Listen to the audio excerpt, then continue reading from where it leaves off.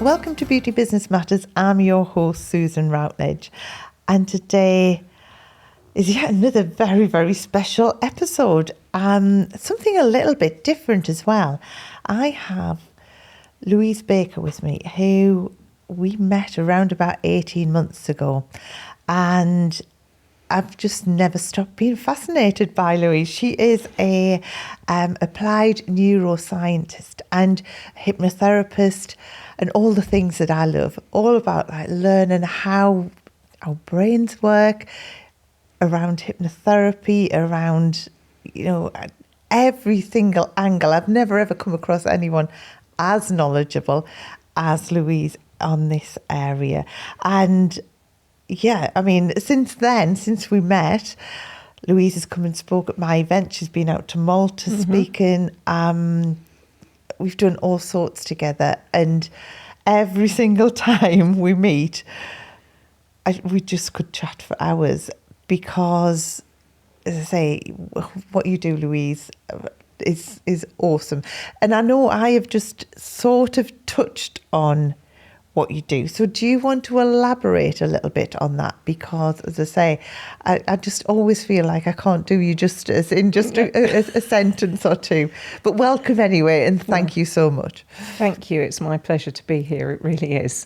It's taken me a long time to even start to grow into people calling me an applied neuroscientist. And I'm also the founder member of the Applied Neuroscience Association, which is associated with King's College, where I did my master's degree.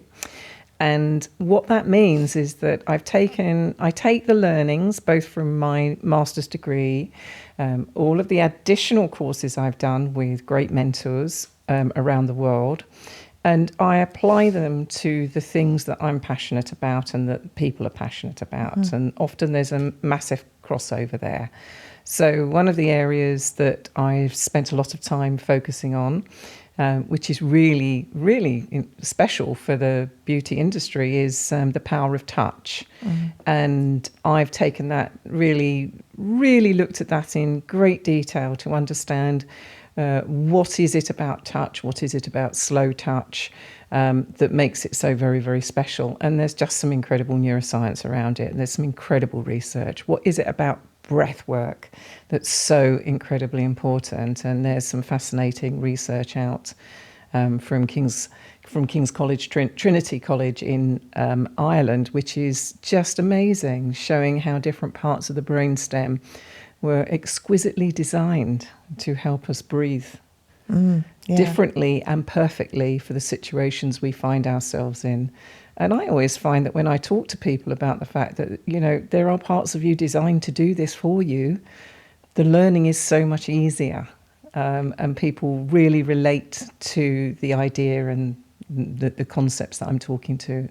Wow. I mean, I know there's so many different things that I want to talk to you about, because I know you're now working with Made for Life with Amanda on that side of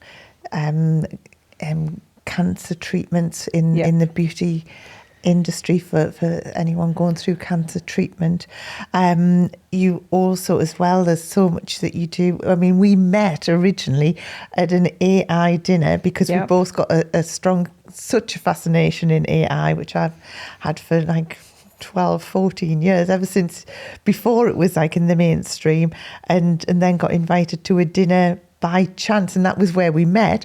Dinner by chance, hosted by the person that had originally gone to the AI event, hosted by, and then we ended up chatting at this dinner. Yeah, didn't we just? Yeah. You couldn't keep. It was. I think people were a bit fed up with us because we were like. But as well, you wouldn't think that it applied so much to our industry. Well, at that point, I didn't. But, as well, the work that you're doing now is phenomenal. And I know that the work that you've done in the past, you've done work with people who've got brain tumours and things, haven't you? Yeah. Where getting the other side of their brain to respond. And well, absolutely. So if we take that back and we think we start, and I'm going to go back into our story about how we met, because there's just such a beauty directors club thing here, because you introduced me to a lot of people. And one of those lovely people, shout out to Claire Porter, introduced me to Amanda at Made for Life Foundation. And Amanda and I sat and had a conversation. And a few years previously, I trained in a process which was about touch. So a touch process that helped you manage event trauma, a touch process that helped you manage mood and helped you manage where you were. And I was really fascinated by that and had started to dig even deeper. And I was talking to Amanda about what I now call psychosensory touch and the way I use it. And Amanda's there saying, wow, there's so much crossover between our worlds, and you're bringing all of this insight as to why it works and how it works. And that's kind of how that relationship started off. And then I turned up and did a lot of work just talking to businesses in Cornwall, and also talking to more cancer patients in the tea and therapy process that Amanda's Made for Life Foundation has kicked off. So it's been amazing. And at Brains Trust, that's the reference to the people with brain tumours. I have worked with Brains Trust now for over a decade. To put this into context, one of the very first people I met when I was a new hypnotherapist over 20 years ago was a young man who had a brain tumour. And at the time, as a hypnotherapist, we were told you mustn't deal with people who have epilepsy. And he'd come to see me because his epilepsy had left him with a phobia of transport. Now, this is really quite common within the community. So I thought, well, what do I do? Do I kick him out of the consulting room and say, the book says I can't treat you? So I just started doing some relaxation with him and started working on some recordings with him. And he kept coming back for his sessions and kept moving around the world in his own way. And as happens with many, he stopped, the sessions came to an end. And I only discovered a year later that he had in fact died. He had a very serious brain tumour, and I was invited to a fundraiser. And that was when the lady his girlfriend told me that it had been a lifesaver for him. So when decade and a half later, I get the chance to work with people with brain tumours through a variety of different connections, I leapt at the chance. And it's really... It's one of the things I say is we just meet people with cancer wherever they are, and help provide skills, have conversations, provide frameworks for them for people on their journey. I'm not a cancer survivor, and that's not where I come from this position as. I come from the neuroscience perspective of how can I help you use the whole brain. Yeah, but I mean, it's very, when you're saying that, the book said not to do this, I mean, that is a lot from where Amanda's work has come from, because, when I did my training in beauty therapy and everything, we were taught, like someone's going through cancer treatment, you don't treat them and things. And that's where Made for Life came from Amanda, like thinking, well, why? And looking at that it can be done, and now it's a big part of what a lot of I know a lot of people now who've trained in Amanda's techniques, and obviously now you've gone on to further enhance. We're doing some very lovely things for those that we're hoping to integrate into the protocols. So for me, it's always been also about what does a person take away with them, because with my therapeutic background and my knowledge of hypnosis, I'm very aware that people can have very all-encompassing experiences. And then what happens when they're away from the experience is that how do we make sure and safeguard against any type of plateauing down? So we're going to be working on what people can take away with them as well from these treatments. Amazing. Can we just go back though to you? Yeah. Obviously, you've got such a great interest in so many different areas, which we both have. Where did this all start from? Was this something when you were at school that you always wanted to do this kind of work, or how did it all come about? Well, that's a really deep and meaningful question. Shall I tell you where I think it started? Yeah. I think it started when I was about 7 years old, and I was in one of those penny arcade places. Yeah. In a town called Tramore in Ireland. Yeah. I have Irish heritage. My father was Irish. And I got obsessed, excited, and completely lost all my money on coin cascades. I know. But I've spoken to psychologists since then, and they've said, what, you remember that experience? And I said, oh, you bet I did, because there's me, like all my pennies went in the machine in a nanosecond. Yeah. And yet my brother's walking around, gleefully playing and making his pennies last.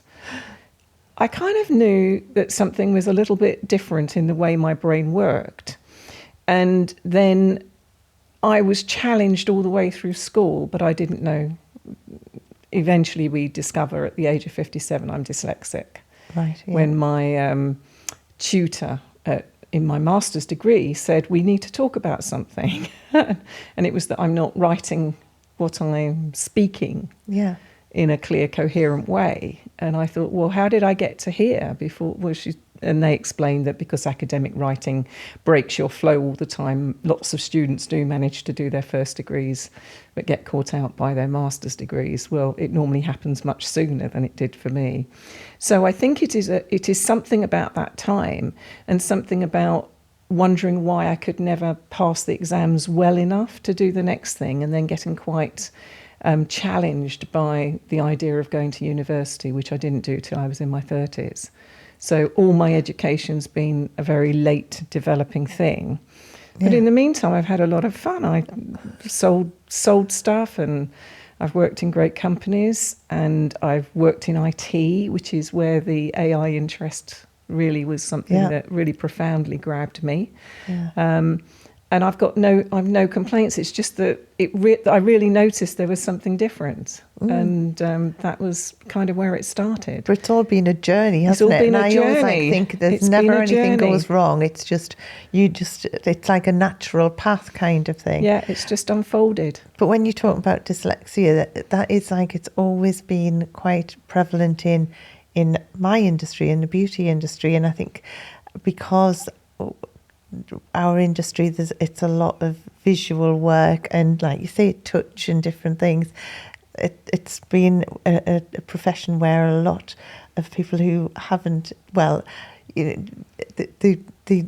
been gravitating to like this kind of industry, and you're like now saying that that's a natural. Well, I would thing. say that's completely natural because of a lack of confidence in the pursuit of academic stuff. Yeah. And that's why I've got some toys over here, which I'm going to show for those who are on the podcast. You're not going to be able to see this, but I'm now holding in my hands a really cute, fluffy octopus. And I use my... bright red one. He's a bright red, very cute. I've also got a purple one, and he's got a very sweet face, and he's very, very, very sweet. I've also got a grey neuron. And they're soft, cuddly toys, and they make everybody smile because they think, how can this sort of neuroscientist be hanging out with soft, cuddly toys?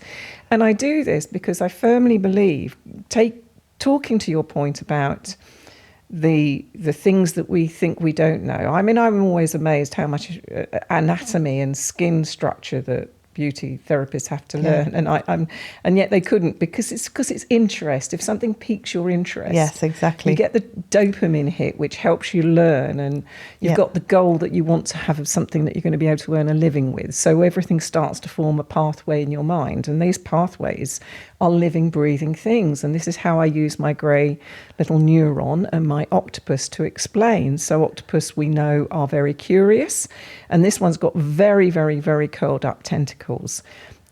Over here we have a neuron, and at the top of the neuron we have these little protrusions which are called dendrites. And I like to explain to people that dendrites are living and breathing things. So when you have an experience and you make sense of that experience and you start to learn from that experience, they actually start to grow.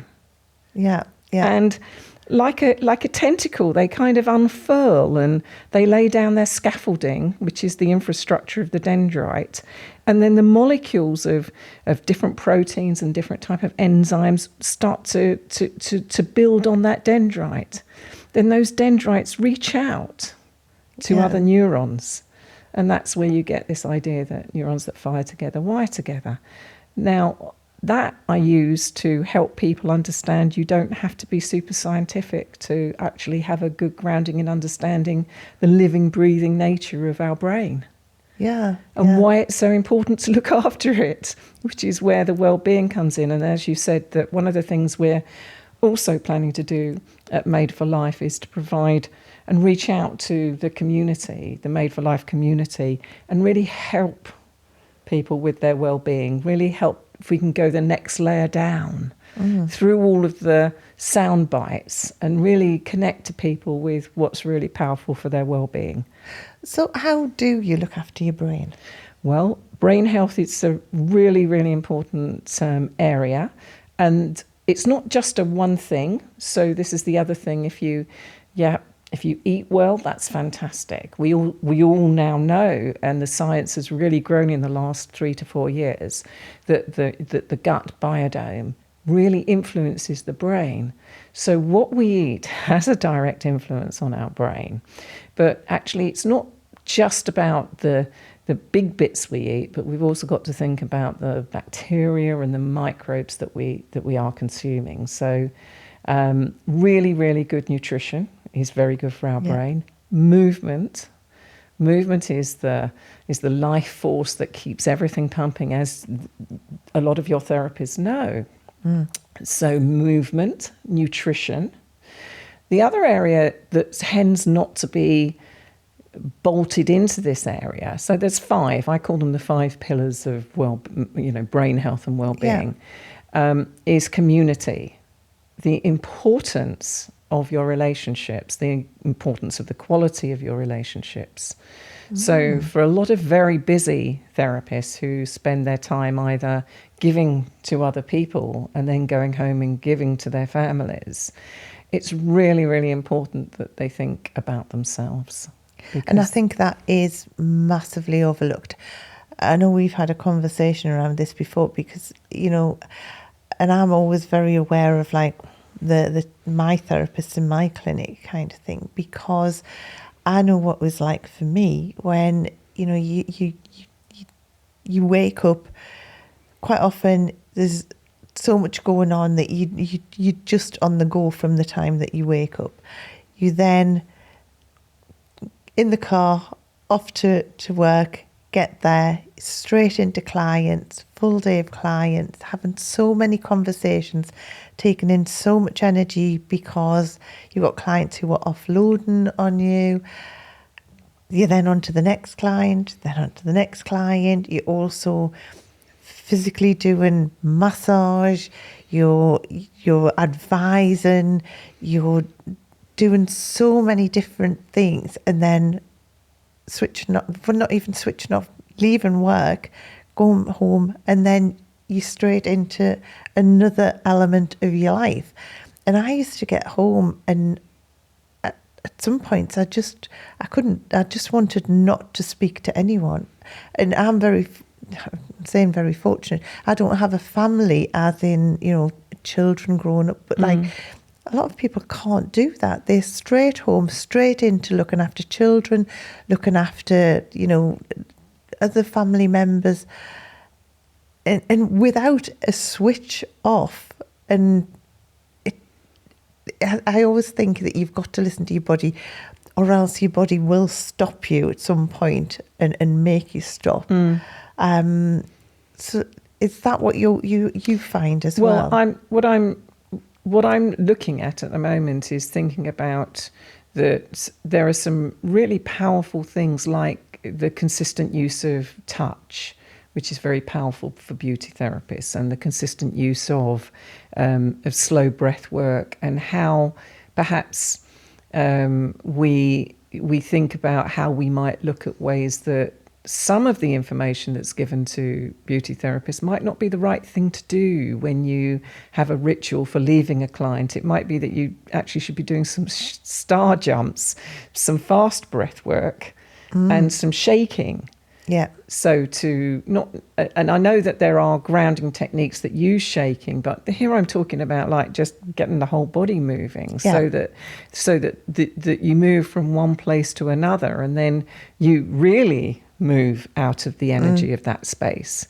And I mean, I don't know. I'm looking at that research at the moment because I know that when I have these conversations, people kind of look at me and they go, yes, but you shouldn't, if you want to relax, shouldn't it be deep breathing? And I'm going, well, I'm not sure that physically many do need to relax.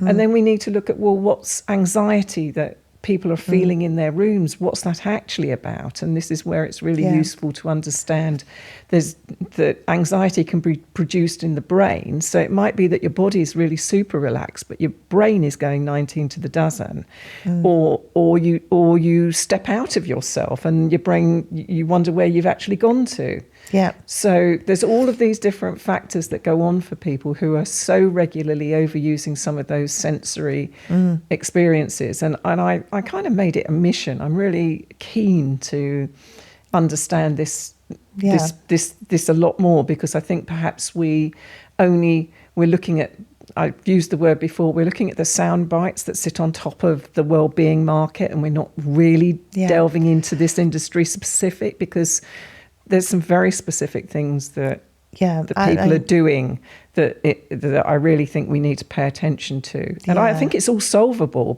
and I think it's much easier to solve than we realise, but it's a kind of almost like a contradictory this is approach. What I absolutely love, Louise. I mean, obviously, I never ever think anything's a chance meeting. We met, hit off such a great friendship, but what you're now doing for our industry is absolutely huge. And I think it's something that's never, it's been touched on, but never to the depth that you're looking into it.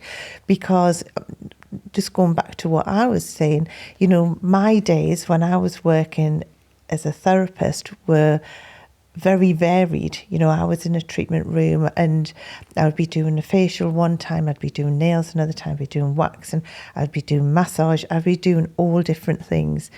And that was where I found it quite mentally draining. But then to the other element, you've got like the spa industry, you've got spa therapists who are in those slow rhythmic treatments all of the time. They also absorbing essential oils into their body. And in a day, that could be for 5 or 6 conditions on a client, but they're taking them all in as a cocktail into their own body as well, because when they're massaged and they're taken into their body, and we know how potent aromatherapy oils are. And, there's and until we started talking about it and you started all of this work, I'd never really thought about it in the depths that I do now.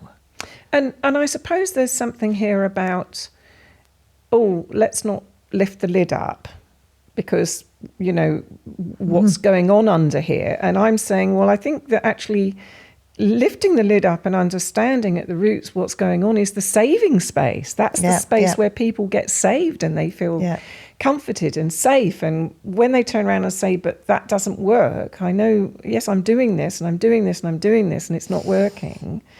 That's the space you need creative thinking, because that's the space where people say, I'm going to leave the industry, even though I like doing what I do, but I can't make all these other bits work around it. And I think that's a real shame, because as you said, so many of these wonderful, wonderful people, and they are predominantly women, go through their training and they're very, very committed to this path. And yet it doesn't seem, it doesn't seem to give them back what they need. And I think that maybe that's something we can put on the side, bolt on the side and help with. And I will certainly be looking at that more and more as applying the neuroscience that we know to see if we can come up with insights. And a quick story about that. I was doing a training with Amanda at the beautiful Bishopstrow House.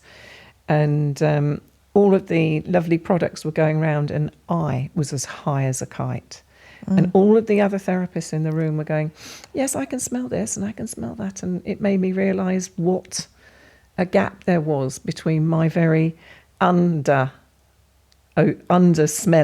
olfactory system and their olfactory system. Yes, they're exposed to it all the time. And I've had conversations, and there's a contradiction in the science which says that the olfactory system actually manages it itself, but then there's also a contradiction that says, well, actually down regulation means it needs more of to get the same response.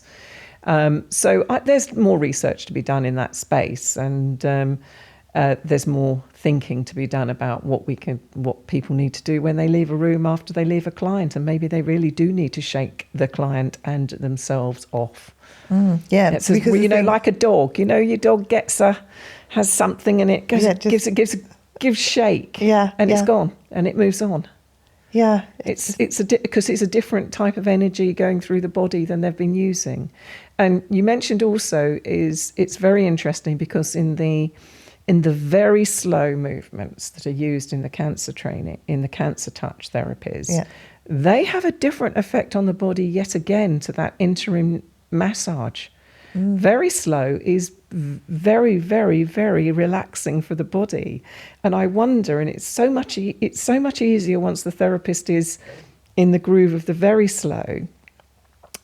My husband had a treatment, and he just said it was so slow he didn't believe that he could feel so unknotted. He said, people think that they need deep tissue massage. And actually what they needed was for the whole of the body to sigh and breathe and rest. It's quite remarkable. I guess it is about knowing what the client needs and meeting where the client wants, but also saying sometimes something different might be really wonderful too. And I think it just shows that, every element of our body, it's all connected right the way through, isn't it? Now, I always remember some of of what you spoke about when we were out in Malta, which was absolutely fascinating. But how the body is, like, everything connects and things. It is just such a...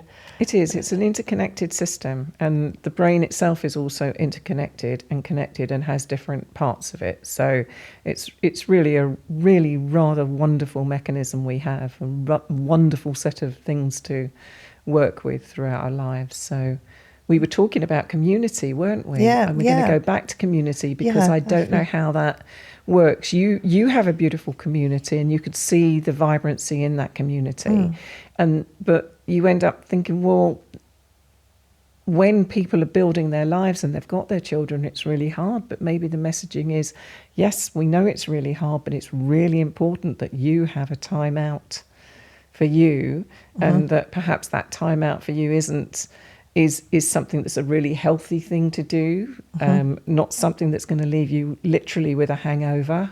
So finding the space to do something that feeds the soul, or a community activity that you love doing with a group of people. Community is really, really important, and maybe sometimes that's not what work delivers. Maybe work could deliver that more for a group of people. I don't know. I'm not in that all the time. So it's just community, and we know the stats on loneliness are really, really important at the moment. So it's feeling of isolation is very, very detrimental to brain health. We are social creatures. We're supposed to do things in groups. But I think that is as entrepreneurs as well, especially working a lot in our industry, work solo. And I know when we were doing the Beauty Roundup events, we did separate sessions for salon owners who had teams, and also for solo operators. And out of all of the work that I did with that, the solo operators, they've made such great friendships amongst each other, and that they didn't expect. But I think when you're in business as well, it's very easy to, to think you've got to just get on with it. And, your partner doesn't always understand what you're going through, although they say they do. So finding, like you say, community, like-minded people who can lift you up and support you, and that's a lot what we do in Beauty Directors Club. It's really important, and that community is so important. So we've covered food, and we covered nutrition, we've covered movement. Do movement that is sustainable for you. Just any movement. It's really, really important to move, and you move together. Your community, don't you? You climb mountains together. And I know Amanda's just walked across moors with a friend. It's like, movement's so important. And does it matter what movement? Does it, obviously in our industry, a lot of it's around the yoga, the slower movement, but it's cardio and things. You're moving into the territory of a fitness trainer. So there are stats around how much you should do, which is busy movement. But when you look at this is the real thing. It's when you look at your life and you jump up in your flying machine and you go out and you're 70 and you have absolutely no intention. You've never been a person that ran. You've never been a person that's done something super active. What is it your body needs the most in order to keep it moving and walking and out with the dog and maybe cycling? It needs muscle structure, it needs flexibility, it needs strength. And that's where those things that we hear a lot about through menopause are so important. Hit the gym, do the weights, do the stretching. If you don't like yoga because you're not a bendy person, there's restorative yoga now, or there's yin yoga, which just allows the fascia, which again is such an important part of that brain-body connection. To keep moving, to be stretched gently, to hold positions. So I'm a little bit agnostic about it because I'm at a different stage of my life, and I see women who are much younger and they're really, really into the very strong cardio stuff. And me, it's all about when I get to 80, I don't want to be called fragile. I don't want to be vulnerable. So it's about strength and it's about flexibility and it's about movement. Yeah. Okay. And can I go for a paddle? I didn't mean walk in the sea. I meant paddle on a canoe with my husband. And can I still get around a golf course and things like that? So I'm not a great person to really answer that question because I'm coming at it from a different generational perspective now. Well, I think it's just making sure that I just love age being out. appropriate. I love being out in nature. I just love walking. Yes. But it's one of those things as well. It's very easy to just end your day at work and just go get into what's going on at home and then collapse in front of the TV.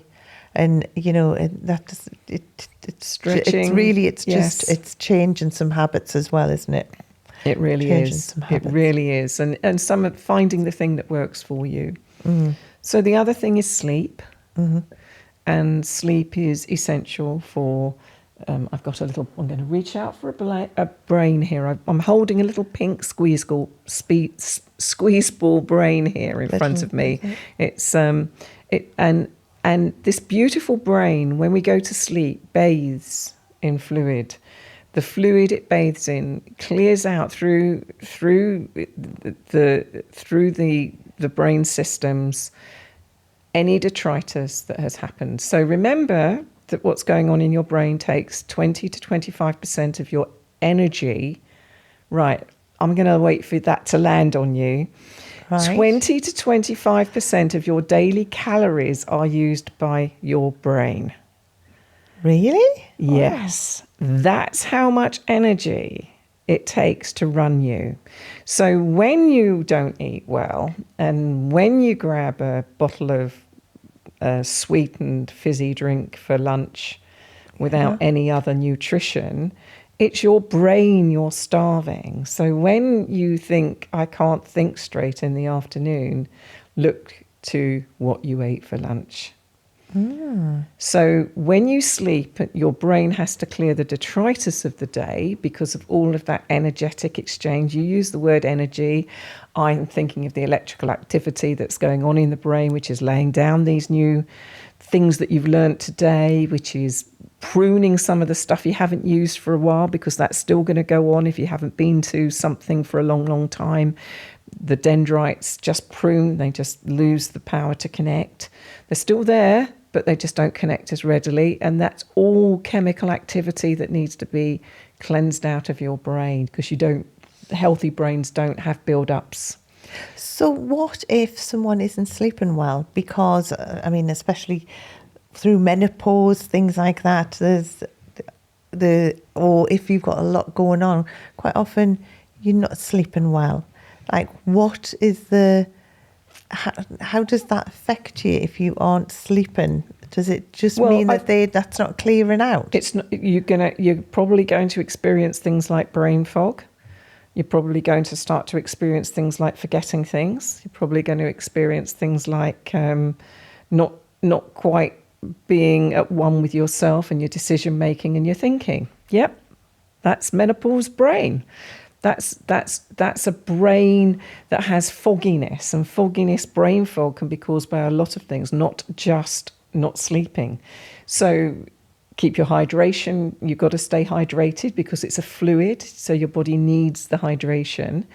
But where sleep comes in is sleep is involved in the processing of both the emotions of the day and the cleaning out of stuff. So if you're not sleeping well, it can mean that you're not processing what's gone on during the day very well. So what's the advice here? How do you help yourself get out of this? I think it's really a journey, and that journey would include some journaling, understanding what's gone on in the day before, making sure that you settle yourself. If you've got a really, really severe sleep problem, then really seriously think about going and seeing a sleep specialist or a hypnotherapist who works particularly with sleep, to see if they can help you with the lifestyle factors. Because what can happen, and this is at the core when there's a new process out called CBT, cognitive behavioral therapy for sleep, is that we start to label ourselves as poor sleepers, or I can't sleep, or I don't sleep. And that in its own right creates a cycle of learning that your body then responds to. So it's it can become a self-fulfilling prophecy. I'm really choosing my words guardedly here, because there's so many ifs and cans and buts, because it's a complex problem. But I guess what I'm saying is, right from the start of the way you start your day, do you start your day with the phone, or do you start your day like opening up the curtains and looking at the light outside?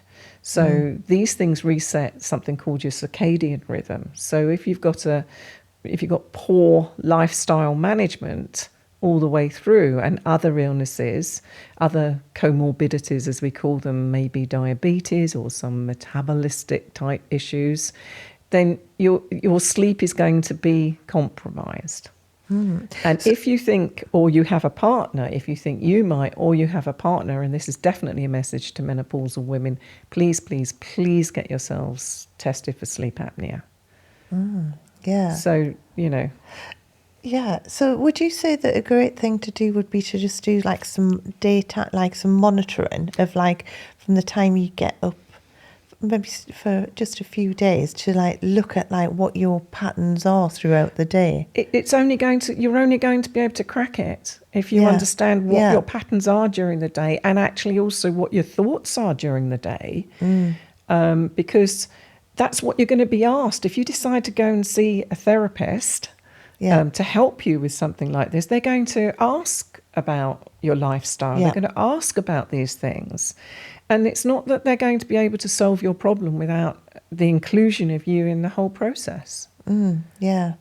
And the thing is that, like, it's so easy to forget. I mean, when you've just said that about like 25% of like your calories go on your brain, it just proves how important like your looking nutrition, after you. Yeah, your breathing, we're going full your circle sleep. here to like, looking after your brain is like key over everything. I think people think, oh, I need to do some exercise. Oh, I need to do. But when you like think, I need to do this to protect my brain, it's it looks at it from a whole different angle, doesn't it? It does. In fact, it does make you think about things in a different way. And I think that one of the challenges we have, and that fifth pillar actually is your mental health. So we have movement, nutrition, sleep, community or sleep. They're not in any particular order. Yeah, and then in the third one, from a neuroscience perspective, it's about mental health. And in engaging with your mental health, the bottom line is you will struggle to have good mental health if those other four pillars aren't in place. Yeah. So if you're not sleeping well, you're likely to be more prone to the repetitive thinking that I'm not sleeping well and I haven't got enough energy and this isn't going right and this isn't going right. And then that builds up in your brain, in your salience network, which doesn't need a lot of help to see the world in a negative way in the first place. More and more negativity in that space. So they're moving things over to being much more optimistic. Let's not jump to super positive first. Let's move into the middle, into a place of, okay, I see what I'm doing to myself there. I'm moving into the middle. Now, how do I incrementally see the world with more blue sky and more shininess than I am at the moment? Yeah. And these are things that we can train, because if you imagine you've trained your brain in that space and the brain has a bias towards a negative salience, as the psychologists would call it, we as humans have to make an effort to make sure we change. And this is the other thing that maybe the self-help work has not helped a lot of people, because they say, oh, we can change like this. You just do this, this, this, and this. Well, the brain is a very predictive machine. It likes to do what it does. It wants to do things really efficiently because, as we've just discussed, it's a major consumer of energy. So when you start to do something, it wants more energy to do the new thing. And that is a little bit of a discomfort. So moving out of that discomfort is really, really important. And we do that through practice, which is where we work with, we were talking about Vital.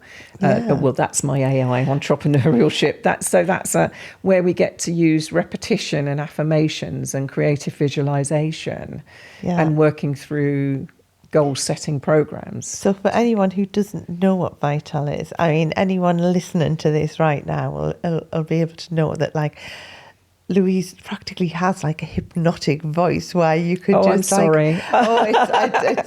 It's wonderful. I could listen to you for hours, Louise. Thank you. But the thing is that now that's been, obviously going back to our fascination in AI, I can remember when we first met, you telling me what you wanted to do, and now that's happened, where Vital is where AI is using your voice and other people's voices for like predictive meditations. Yes, what you do is you simply put your problem in, and immediately you are given a meditation based upon, I would say, all those hundreds of man hours that have gone into meditations that people have uploaded onto the web, like all of that. And it brings together a meditation for you. And what I really wanted to use it for was in the situation where people are planning and prepping for surgery, or planning and prepping for a chemo session, or prepping for a scan. So if I'm not there and they're not holding their techniques, they can plug themselves into their headphones, say, I've got a scan, please say some really nice things to me, please calm me down, and the application will just deliver them a 10-minute meditation. And you can click and say, can I have Louise's voice, and please? You can click and say, can I have Louise's voice? And if you want to, you can hear Louise's voice in French and Spanish and German and Italian too. It's just amazing, isn't it? So it's a great fun thing to play with. And I use it. I use it daily, if not twice a day. And this is where I've been able to realise in certain elements of functionality, you can use it to program Whoop, I have a wish. I know what my outcome is now.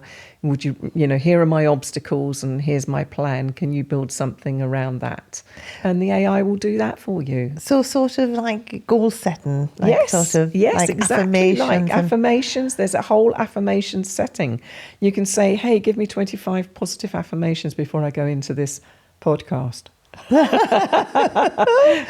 or the like. So yeah, it does all of that. And one of the differences and entrepreneurship is a challenge in its own right, but one of the challenges is people can't believe it's as good as we say it is. It just does what it says on the tin. You just go into a little chat box, you say what you want, you press a couple of buttons, and there's your meditation. Because we don't collect your personal data. We don't want to analyze you before you use the meditation app. We're not telling you that you've got to follow a program. So there's a real sense of, which I believe more and more in, which is, how do you help an individual find agency? So how do you help an individual find their way? How do we, as any type of therapist or anybody in the helping profession, help people find their way from where they are? We get so wrapped up in our own techniques and ways we should do them. We sometimes forget that the person's bringing the whole world into wherever. And this is one of the, again, challenges for a beauty therapist, is that they are trained in their modalities, but, I'd love to help train more people to understand how tricky it is to meet the world where the client is and protect yourself. My mind's just like whizzing over this. I know. Sorry about that. So the thing is that obviously, can you do a trial of this? Or yes, you can. Vital? You can, but I will apologise. Like all of those apps on the internet, you need to be absolutely scrupulous with your sign up. You can get 7 days free. Yeah. And then it's $9.99 or pounds. I think we charge in pounds a month, and for that you have as many meditations as you want. That's not a lot, though, is it? So obviously, no. When you say scrupulous, you just have to make sure that you have to press say cancel. that if you trial it and it's not for you, that you cancel. Yes, that's what I'm saying. Yeah, because it will, like many of them, click on. But we don't have any gotchas like many of them do. Let's have a little chat about the internet in the moment. Like suddenly you find you've signed up you've tripped from your free trial into a 3-month payment. Yeah. Nothing like that. All I'm thinking is, my mind whirring in this. So really, if you wanted to, could you have that within your practice as a therapist? And sort of, if a client was a little bit stressed, like say, would you like to just listen to a little something that we can tailor just for you? Yes, you could. Oh, how clever is that? Yeah, all you would need is a phone and access to the app and a set of headphones, and the person could be sat there passing time in the relaxation room, listening to their own meditation or wherever. Oh. So we're losing the capacity to relax. Now, there's two sides to this. There's both the vagal nerve in terms of our breath work, but our body also does other stuff to our breath work. But we need to stimulate our vagal nerve to get ourselves back into a really comfortable place. Maybe there's not the point being, maybe there's not enough energy, but these are types of things that are out there in the marketplace that may be opportunistic for some salons to think about having on rental for people and running these sessions. They're all over the place. They're not all over the place as in they're all over the place. Yeah. They are. You wouldn't think twice about going to a physio and the physio putting on a TENS machine or doing some of those, using a Pulseo type thing on a muscle. Yeah. Well, why are we so like, well, no, you mustn't do anything that's going to put a different type of energy into your brain? We don't think about our brains. Yeah. Or our body and our brain systems in the right way at all. The whole cohesion. The whole cohesion. Sorry, I did say that's going to take us off in another direction. Sorry about that, I feel like Susan. we were going to run out of time, and there is going to be like, I feel like we've just touched on everything, because that would be a whole. That's a whole other area. Yeah, of like, and I suppose in a way what that makes me think is that there is space, that both the protection of the therapist in terms of them looking after their own mental health and their mental well-being, and understanding the process by which they take on other people's stuff. Yeah, some people do, some people don't, but you can learn, because as a therapist of over 20 years, you have to learn to not take on other people's stuff. Yeah. Because otherwise you wouldn't be able to function for the next person, and this overlap is part of the challenge. Exactly. So, and you know, this isn't taught when you go into the industry. And you know, as a new therapist, you just want to be the best and do the best for your client. And say, you know, as we've said, you know, looking after yourself is so important. Yeah. But Louise, I do feel that I'm going to have to get you back again, because we haven't yet even talked about we haven't talked about book. Shine. And before we talk about Shine, can we talk about SpaFest? We can, because I would. So Shine is so a lot of what I talk about in the book Shine, in my chapter, I love this book, is about the pressure an individual feels when they're under pressure to deliver something. And it was quite funny. It's a very by the side story. Joan Scott phoned me up and she said to me, "You wrote your chapter about writing the chapter, didn't you?" And I went, "Yes, you got me, Joan." So it's about breath work. It's about the sensory experience. It's about how, when we calm ourselves down, if we're in that "I can't do this" mode, how we then can reconnect to our resources, how we can remind ourselves we've done much more complicated things than this in the past. And I talk a bit about the neuroscience about that. Yeah, because this book, anyone who hasn't read this book, it's a great book. It went automatically to bestseller, and Joan Scott, who's a great friend of mine and now yours, who is the CEO of HABIA, the Hair and Beauty Industry Authority, who I've known Joan for many, many years, came up with the idea of writing Shine. And it's 24 successful business leaders sharing how they inspire themselves and others to go for it and grow. And I mean, I've read it from cover to cover, and your story and everyone else's stories, that they're all so different, but each one, there's just so many golden nuggets in there. What I love about like these multi-author books is, I mean, we did Beauty and the Best.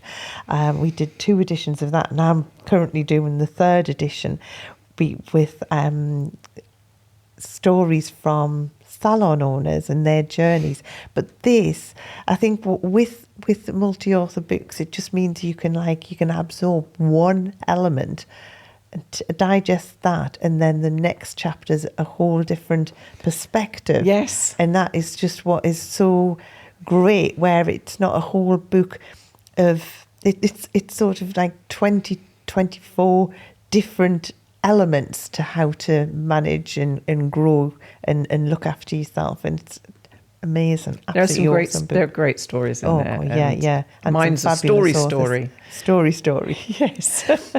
So SpaFest. So So SpaFest.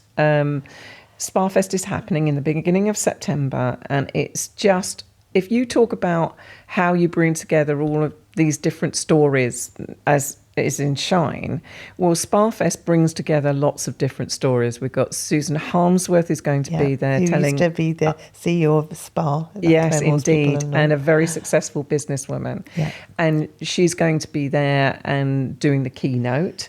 And I'm going to be talking about conversation and the power of touch, and really what's going on when we have a conversation like this. Yeah. When we truly connect with a person, and what can we do that's authentic and loving and kind to develop those connections even further. And when, I suppose I'm even going to touch on when we should develop them, and maybe when sometimes we shouldn't develop them. So it's all very well having these skills, but there are times for your own benefit where maybe it's sometimes quite good not to be in a very involved conversation with someone, Yeah. but still have a very empathic, compassionate conversation with them. So we'll be looking at those types of things. And we've got Arif is going to be there. He's going to be running a workshop, and I'm now kicking myself because I can't remember. Emma Pridding is going to be there. Oh, I love Emma from Carden Park. From Carden, and there's so many folks. Yeah, I mean, it's just a businessy, personal development, listening to people's stories day. It's a real developmental type of 2 days. I went for the first time last year, and it blew my socks off. I mean, it really I think I've never ever managed to go, but I know a lot of people who go, and it's something that's quite unique in the industry. I think it's a mix of a retreat kind of feel to learn and to and just amazing networking too. It is amazing networking. And the other thing I'm going to say is that on the third day, so of course Sparfest is Amanda's brainchild, and it is all to raise money for the Made for Life Foundation. And Made for Life Foundation is the cornerstone project of TN Therapy, which is where people are given the opportunity to come meet with other people who have cancer and have touch therapy treatments, have a chat. I did a course of 3 down in Mullion in Cornwall with the communities down there in partnership with Social Prescribing. They're wonderful, wonderful events, and they are all geared towards not just the therapy, but the touch therapy, but also how do I take stuff away? What takeaways can we take away to build a life that is more right now? So that's we're doing that on day 3, but day 1s and 2s, and there are so many workshops. So what I can say is that there's a 10% discount for all of those on the podcast. So Louise 10 will get you your discount if you when you buy a ticket. We will put that into the show notes, and also Louise will also put all of your details in there as well if anyone wants to get in touch. And all I can say is like a huge thank you. I feel like we've only just touched on something that's huge. I mean, I would love to get you back as another guest. Well, I'd be thrilled to come back and talk more about some of the stuff I'm doing with While I Wait and some of the stuff. And I really do. I know I came on your podcast on your show on the Directors Club one day I did, and there were people interested in learning a little bit more about the structure of Rise meditations and what I do. I'm really, really thrilled if we can do some more of that with the community as well, because it's not complicated to structure a meditation for a group of people, and I know that so many salons and therapies, beauty salons are wanting to look at how they grow their product set in ways that are fun for the staff and really rewarding for their clients. Awesome. And we'll also put the link in for Vital as well. Yeah. Thank you, Louise. So that's been amazing. Awesome. Thank you so much. You're very, very welcome.